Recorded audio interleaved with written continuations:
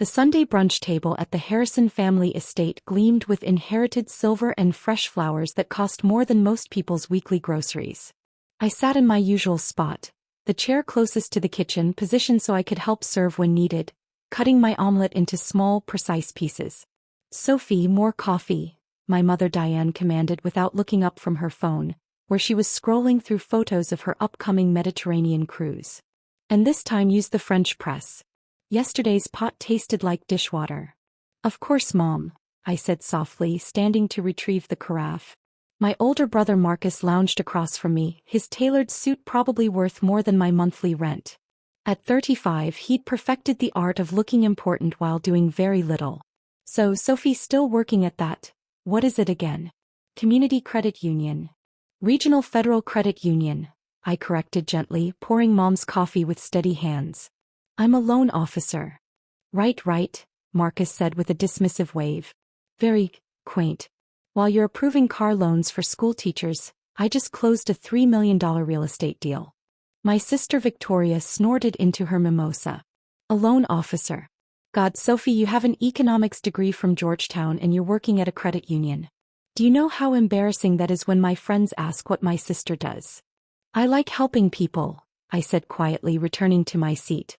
"Helping people," Dad, Robert Harrison, repeated with barely concealed disdain. He'd built Harrison Properties from a single commercial building into a regional empire, and he measured success exclusively in net worth. "At 32, you should be building wealth, not helping people qualify for mortgages they can barely afford." I nodded, taking a small bite of omelette. I'd learned years ago that arguing only made these brunches longer. "Speaking of wealth," Mom said brightly, setting down her phone, "your father and I made an executive decision about your finances, Sophie. We've been monitoring that savings account you've been squirreling money into, the one you opened when you were 25, and frankly it was just sitting there doing nothing." Something cold settled in my stomach. "What do you mean monitoring? You made me co-signer when you opened it, remember?" Mom smiled like she was explaining something to a child. "You wanted my help setting it up because you were worried about doing it wrong." So sweet. I did remember.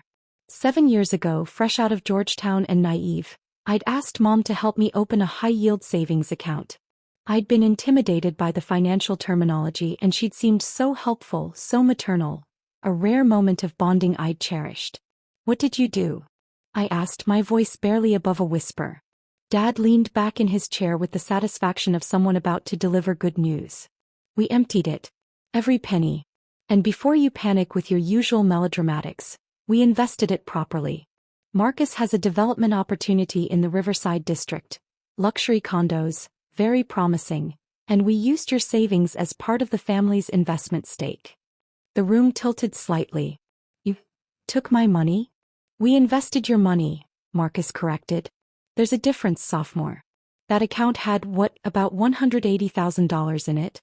Just sitting there earning 2% interest? That's financial ignorance. In my development, you'll see 15 to 20% returns annually. If it succeeds," I said quietly. "When it succeeds," Marcus said firmly. "I don't do failures." Victoria refilled her mimosa. "Honestly, Sophie, you should be thanking them. You've never known how to handle money. Remember when you were 24 and you almost bought that investment property in the warehouse district? Thank God Dad talked you out of that disaster." I remembered. The warehouse district property would have cost me $85,000. It was now worth $340,000. Dad had convinced me it was too risky, that I didn't understand real estate. I'd trusted his expertise. "How much was in the account?" I asked, keeping my voice level. "About $184,000, Mom said casually. "You've been very diligent about your savings, darling. We're actually impressed you managed to accumulate that much on your little salary." My little salary. The loan officer position that paid $52,000 a year. Modest by their standards, comfortable by mine. I'd saved carefully for 7 years, living in a small apartment, driving a used Honda, packing lunches instead of eating out. "I need that money," I said softly. "You need it invested properly," Dad corrected. "Which it now is. Marcus's project breaks ground next month. In 2 years you'll have $220,000, maybe more." "You're welcome. But I didn't agree to invest in Marcus's project," I said, trying to keep the tremor out of my voice. You didn't have to, Mom said brightly. I'm co-signer. I have full legal access to the account. We were actually doing you a favor, saving you from your own financial timidity. Marcus stood checking his watch. Look, Soph, I know change is scary for you. You've always been the cautious one, the one who plays it safe. But sometimes family has to push you toward better opportunities. In a few years you'll thank us. I needed that money for something specific. I tried again, my voice barely audible. For what? Victoria laughed. Another used car? A slightly less depressing apartment? Sophie, you live like a college student. You've never understood wealth building. That's why Dad and Mom are helping you. Dad stood, signaling the end of the discussion. The papers are already signed. Marcus's LLC now holds your investment along with the rest of the family's contributions. You're officially a stakeholder in Harrison Riverside Development. Congratulations. You made me a stakeholder without asking me? We made you a stakeholder despite yourself, Dad said, his tone final. Now if you'll excuse me, I have a tea time. Sophie, clear the table when you're done. Your mother and I are meeting the travel agent about the cruise this afternoon. They left me sitting there, surrounded by empty plates and the wreckage of my carefully constructed financial independence. I cleared the table mechanically, my hands steady despite the panic building in my chest. In the kitchen, loading the dishwasher with china that cost more per plate than I spent on groceries in a week, I let myself process what had just happened. $184,000. 7 years of saving. Gone. Transferred without my consent into Marcus's development project. A project I knew nothing about, had never evaluated, had never agreed to invest in. I pulled out my phone with shaking hands and checked my banking app. The savings account showed a balance of $47.23. The interest that had accrued after they'd cleaned it out yesterday, too recent to steal. I sat on the kitchen floor back against the custom cabinets, and made a phone call to the number I'd memorized but never thought I'd need to use personally. Treasury Department, Financial Crimes Division, this is Agent Rebecca Walsh. Hi Rebecca. It's Sophie Harrison. There was a pause, then her voice shifted from professional to concerned. Sophie? Are you okay? You sound. I need to report a theft, I said quietly. From my personal account. What happened? Rebecca's tone had gone sharp, alert. My family accessed my savings account without permission and transferred the entire balance, $184,000, to invest in my brother's real estate development project. My mother was co-signer from when I opened it 7 years ago. They used that access to empty it. Another pause.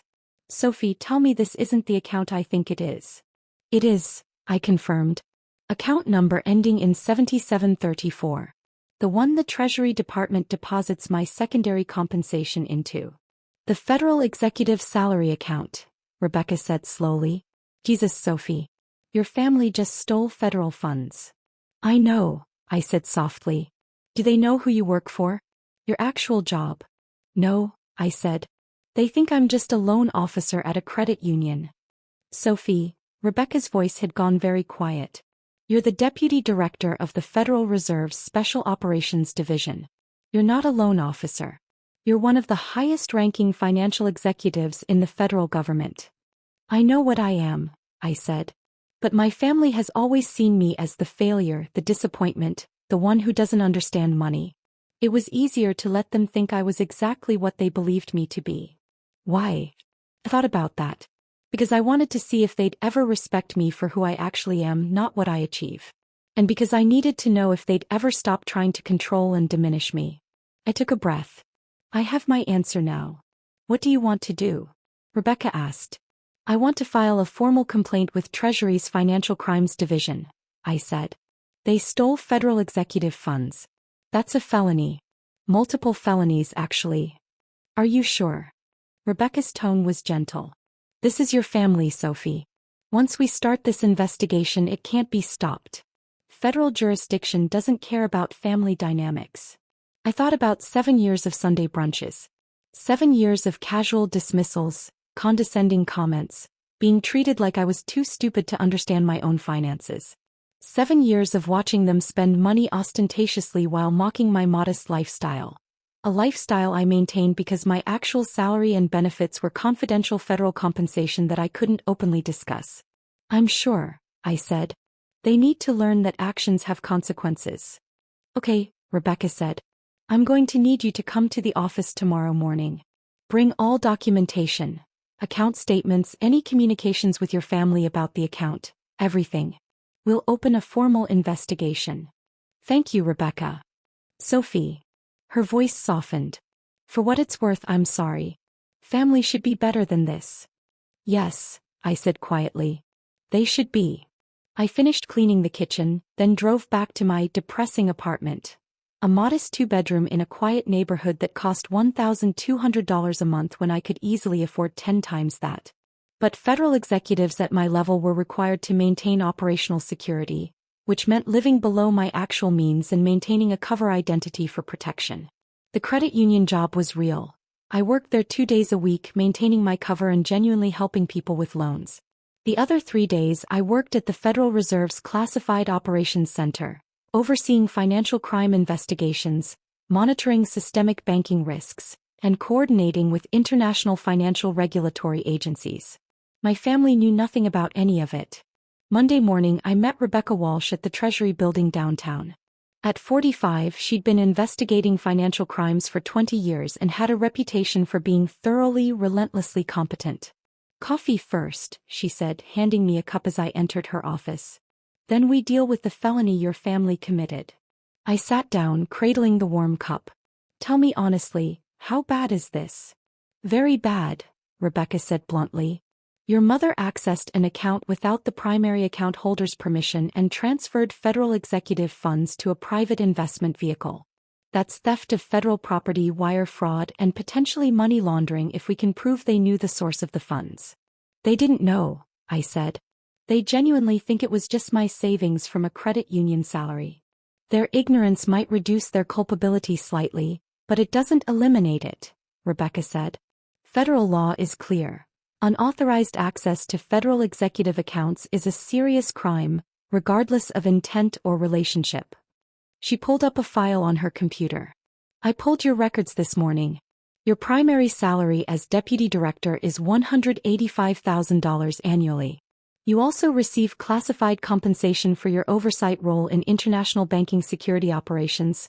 That's the money that was going into the savings account, correct? Correct, I confirmed. The classified compensation is deposited monthly into that account. It's structured as a secondary income source to maintain my cover identity. About $2,100 per month after taxes. Which over 7 years would accumulate to. Rebecca calculated quickly. Approximately $176,000, plus interest. The $184,000 in the account matches that timeline perfectly. She turned her screen toward me. Sophie, this account is flagged in federal systems as a protected executive asset. The moment your mother made that transfer, it triggered automatic alerts in 3 different agencies: Treasury, Federal Reserve Security, and FinCEN. I didn't know it would trigger alerts, I admitted. That's because you never needed to know, Rebecca said. Executive protection protocols are automatic. When someone accesses and drains a federal executive account, the system assumes it's either a security breach or a financial crime. Either way, it gets flagged immediately. He pulled up more files. As of this morning, we have a joint task force investigation opened. Treasury Fraud Division, FBI Financial Crimes Unit, and Federal Reserve Security. Your brother's development company is already under scrutiny. That was fast, I said quietly. Federal executive protection is taken very seriously, Rebecca said. If someone can steal from a deputy director of the Federal Reserve, what does that say about our security protocols? This isn't just about your money, Sophie. It's about institutional integrity. What happens next? Next, I take your formal statement. Then we execute search warrants for your mother's banking records, your brother's development company, and any other financial instruments where your money might have gone. We'll freeze assets, interview witnesses, and build a case. She paused. Sophie, your family is going to find out who you really are. There's no way to investigate this without revealing your actual position. I know, I said. I'm ready. The statement took 2 hours. Every detail of the Sunday brunch conversation, The history of the account, my mother's role as co-signer, the unauthorized transfer. Rebecca recorded everything, her expression growing more grim as the story unfolded. One more thing, she said when we finished. Do you want to press charges personally or leave it to federal prosecution? What's the difference? Federal prosecution happens regardless. They stole federal funds, so the government has standing to prosecute. But you can also file personal charges for theft and fraud. It makes the case stronger and ensures they can't claim this was just a family misunderstanding. I'll file personal charges, I said firmly.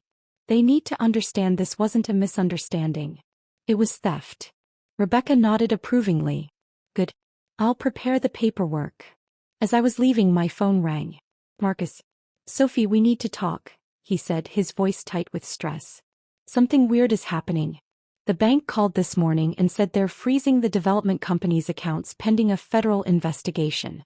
Do you know anything about this? Yes, I said simply. Yes. What do you mean yes? Why would you know about a federal investigation into my company? Because I triggered it, I said calmly. When you and Mom stole $184,000 from my account, you stole federal executive funds. That's a felony, Marcus. Multiple felonies, actually.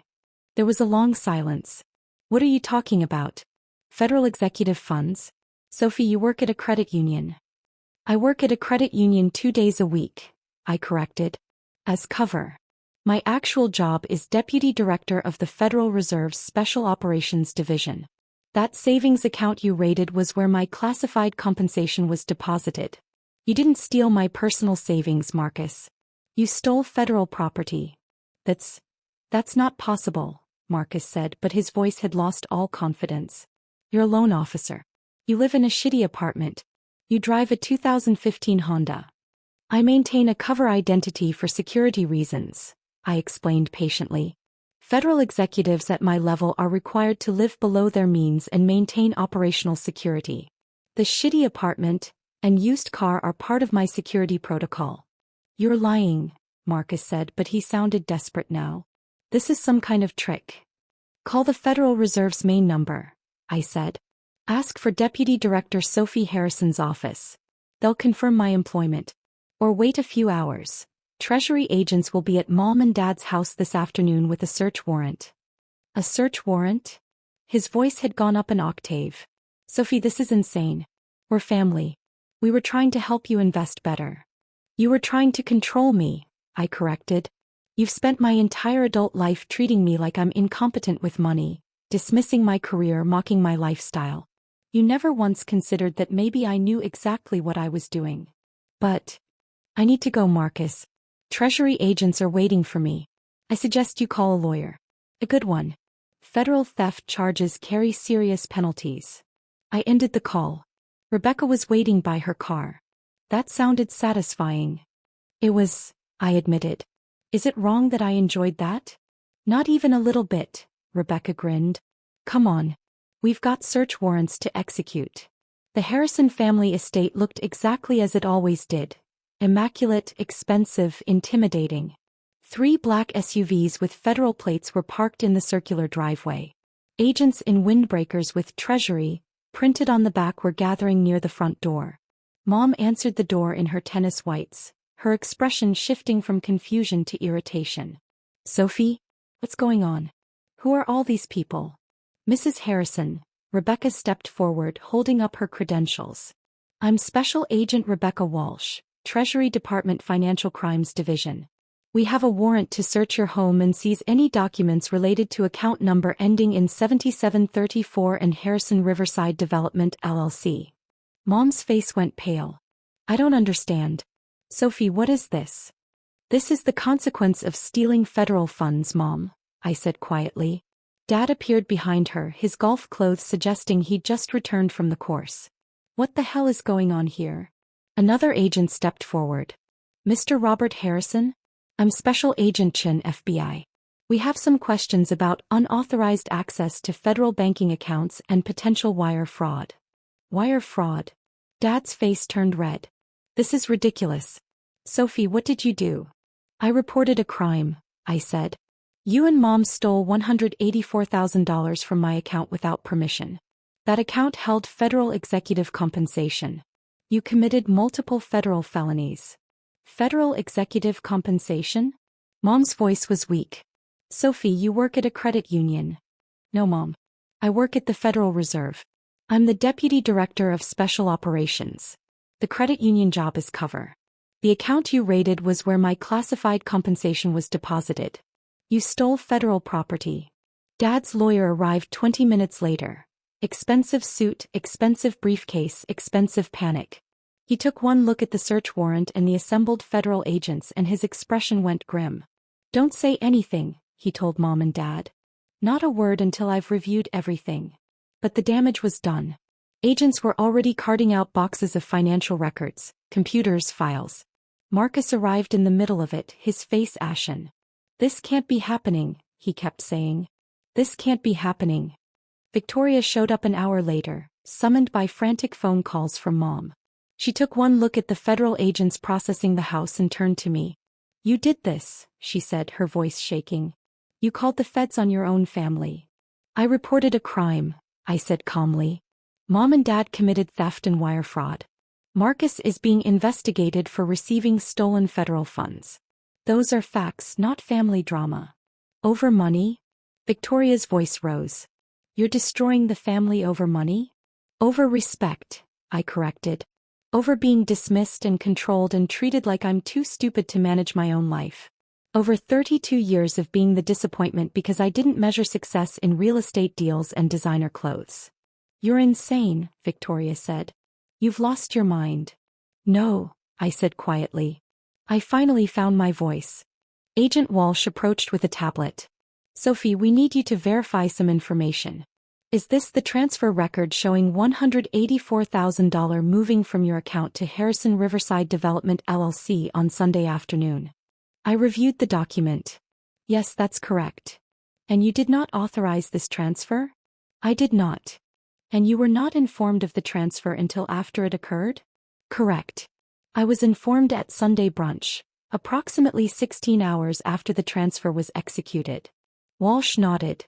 That's clear-cut unauthorized access and wire fraud. Thank you. Dad's lawyer was having an intense conversation with him and Mom on the front steps. I could see Dad's face getting redder, his gestures more agitated. The lawyer kept shaking his head. Finally, the lawyer approached Agent Walsh. My clients would like to return the funds immediately. This was a misunderstanding. This was a federal crime, Walsh interrupted. The funds will be returned as part of the investigation, but that doesn't eliminate criminal liability. Your clients accessed a protected federal account without authorization and transferred federal property. The FBI is also investigating potential violations of the Computer Fraud and Abuse Act, since the transfer was executed electronically without proper authorization. Computer fraud? The lawyer looked sick. Look, these are respected members of the community. Robert Harrison built Harrison Properties from nothing. They didn't know they were accessing federal funds. Their knowledge of the source is irrelevant to the unauthorized access charge, Walsh said firmly. They accessed an account they didn't have permission to access and stole money that didn't belong to them. That's theft regardless of whose money it was. Marcus's lawyer had arrived. Younger, hungrier, less experienced. My client was merely the recipient of an investment from family members. He had no knowledge of any impropriety. Your client accepted and deposited $184,000 of stolen federal funds, Agent Chen said. That makes him complicit in money laundering at minimum. We're also investigating whether he knew or should have known the funds were obtained illegally. He didn't know. Marcus protested. How could I know? Sophie works at a credit union. Sophie maintains a cover identity for security reasons, Chen corrected. But you didn't verify the source of the funds before accepting them.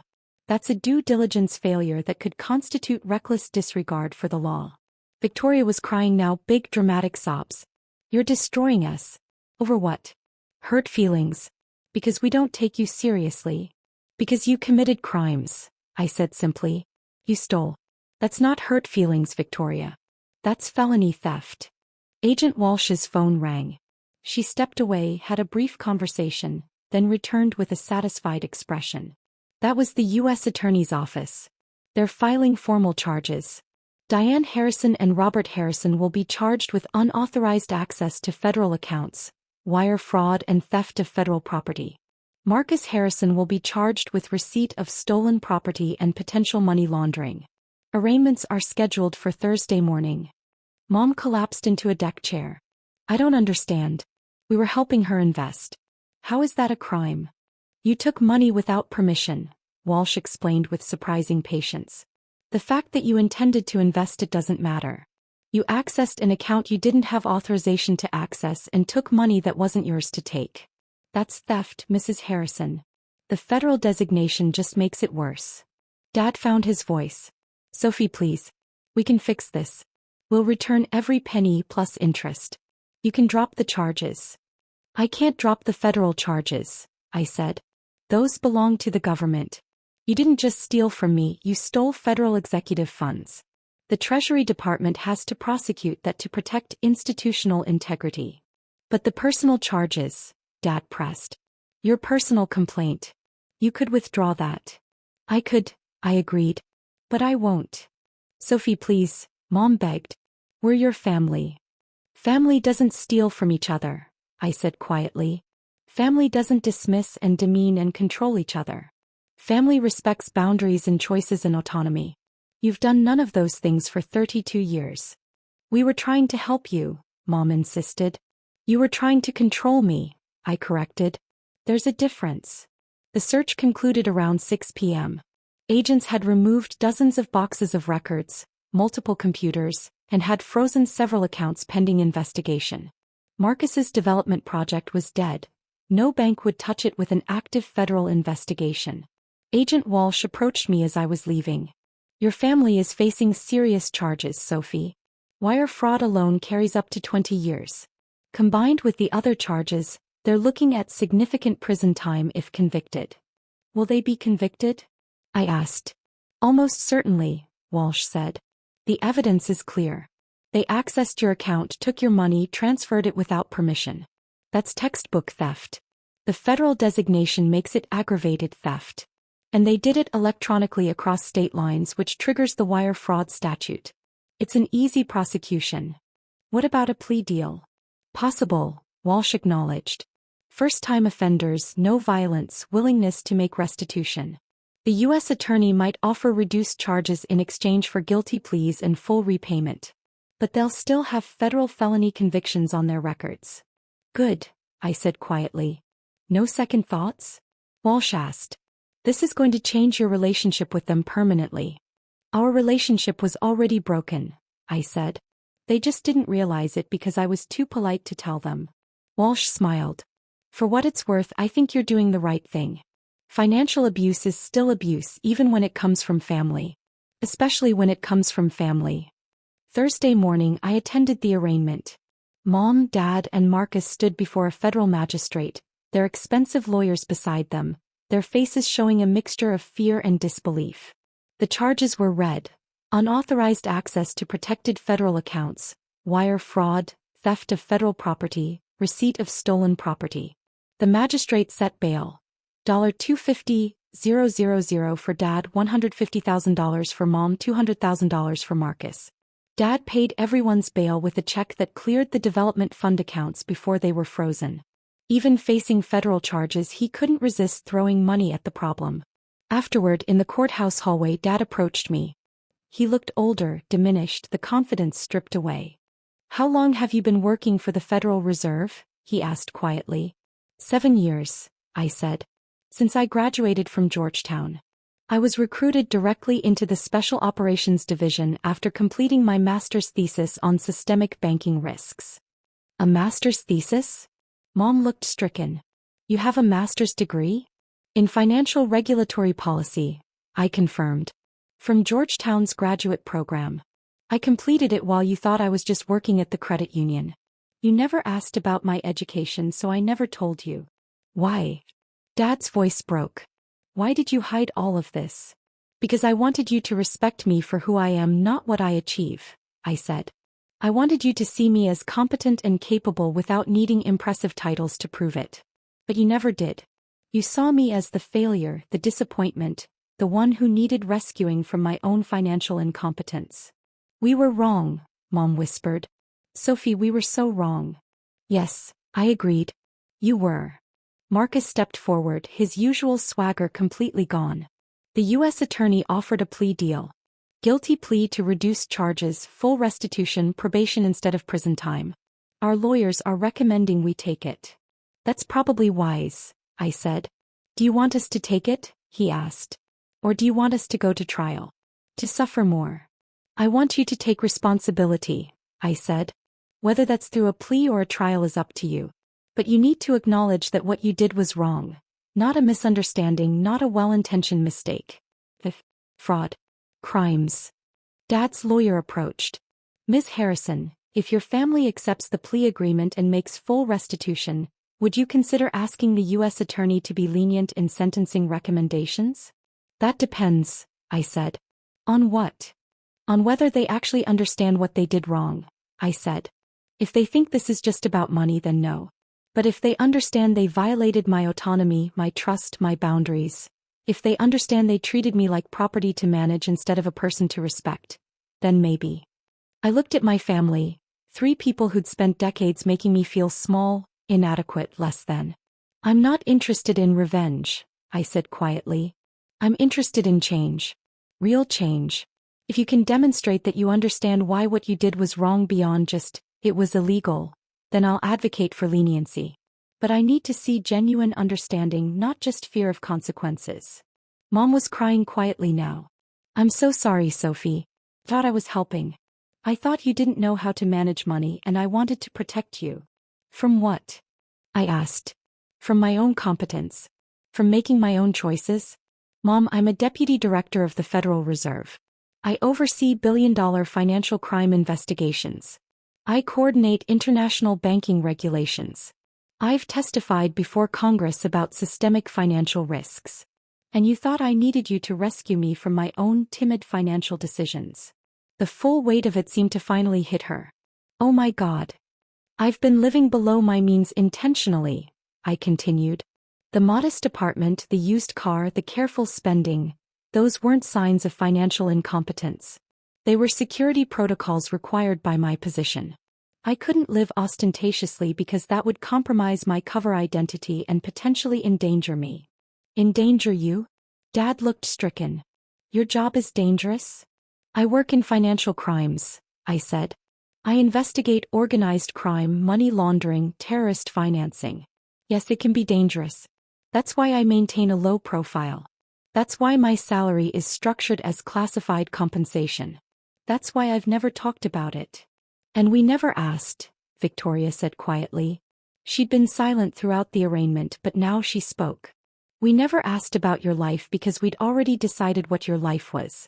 We wrote the story and cast you as the failure, and we never bothered to check if the story was true. No, I agreed. You didn't. The lawyer cleared his throat. Ms. Harrison, if your family accepts the plea deal, makes full restitution and participates in family counseling to address the underlying issues, would that demonstrate the kind of understanding you're looking for? Family counseling?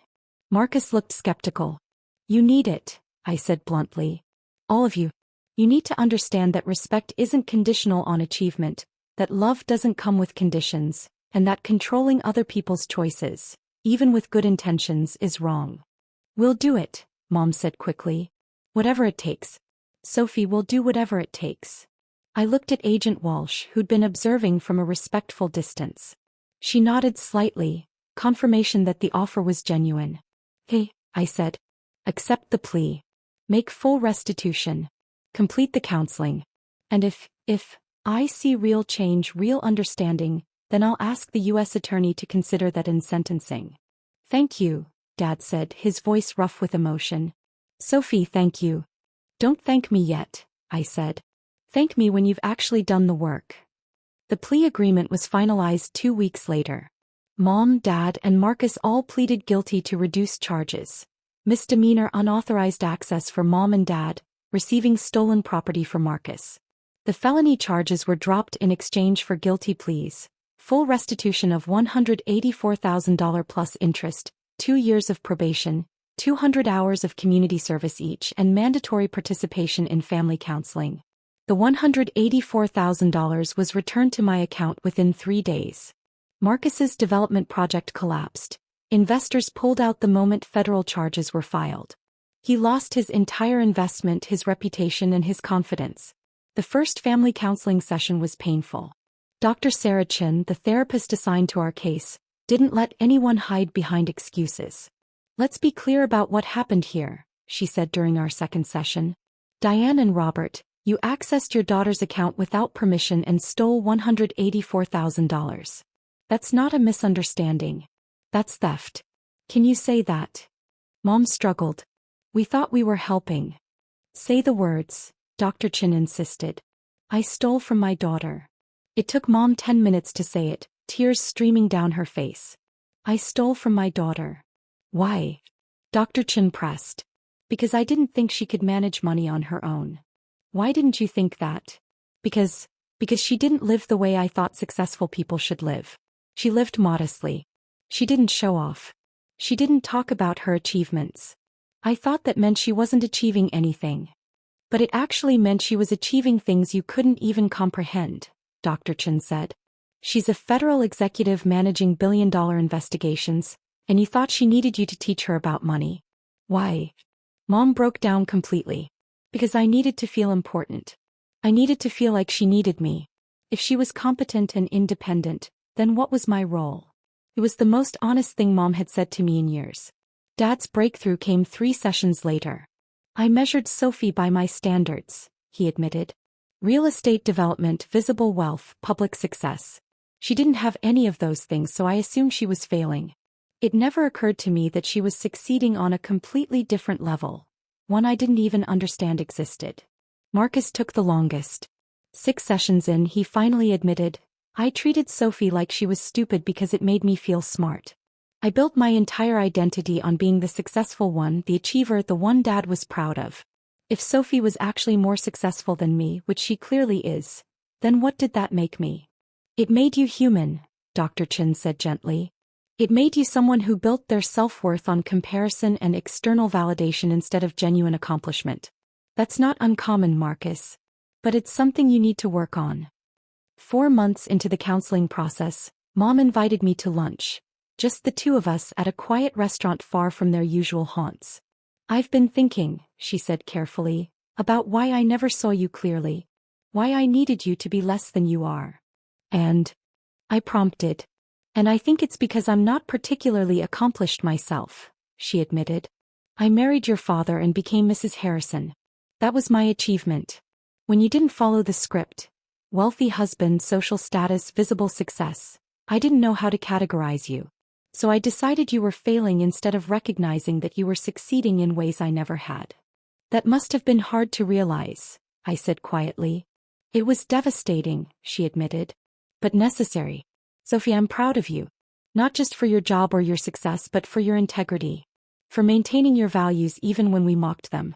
For living authentically even when it made you look less impressive to us." "Thank you," I said. "That means more than you know." "Will you ever forgive us?" she asked. "I don't know," I said honestly. "But I'm willing to see if we can build something new. Not the old relationship where I was the disappointing daughter you tried to fix. Something new where we're equals." "I'd like that," Mom said softly. 6 months after the arraignment, I received a call from Agent Walsh. "Thought you'd want to know. The U.S. Attorney is closing your case. Your family completed all requirements of the plea agreement. The counseling reports are positive and full restitution was made.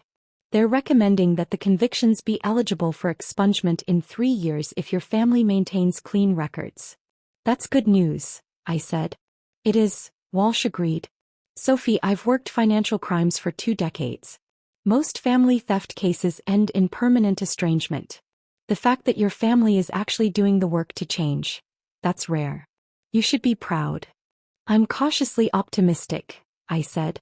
"That's wise," Walsh laughed. "But for what it's worth, I think they're going to make it. They're actually learning." That Sunday I went to family brunch for the first time in 6 months. The atmosphere was different. Quieter, more careful, but also more genuine. "Sophie," Dad said as I sat down, Before we eat, I want to say something. Everyone turned to look at him. I'm proud of you, he said. Not for your title or your salary or your success. Although those things are impressive. I'm proud of you for having the courage to hold us accountable. For demanding respect instead of accepting dismissal. For being stronger than we ever gave you credit for.